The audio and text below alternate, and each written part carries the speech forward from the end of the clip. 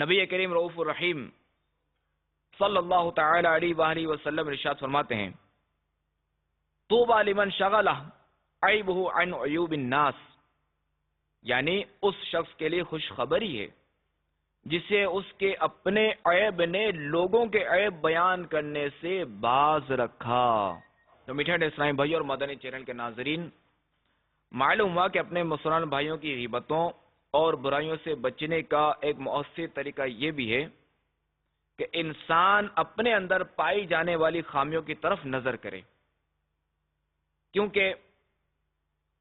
جب انسان کی نظر اپنی برائیوں پر پڑے گی تو یقیناً اس کے دل میں یہ خواہش ہوگی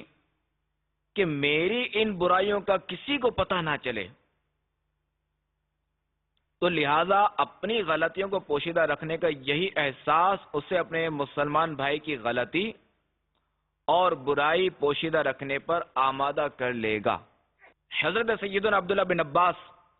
رضی اللہ تعالی عنہما کا فرمان ہے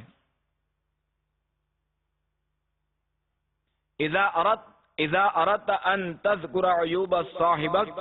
فاذکر عیوبک،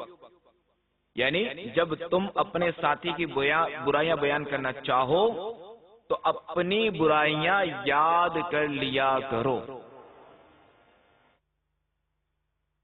حضرت سیدنا حسن بصری رحمت اللہ تعالی علیہ ارشاد فرماتے ہیں اے ابن آدم، تم اس وقت تک ایمان کی حقیقت کو نہیں پا سکتے جب تک لوگوں کے عیوب تلاش کرنا ترک نہ کر دو۔ جو عیوب تمہارے اپنے اندر پائے جاتے ہیں ان کی اصلاح شروع کر دو اور انہیں اپنی ذات سے دور کر لو۔ جب تم ایسا کرو گے تو یہ چیز تمہیں اپنی ہی ذات میں مشغول کر دے گی،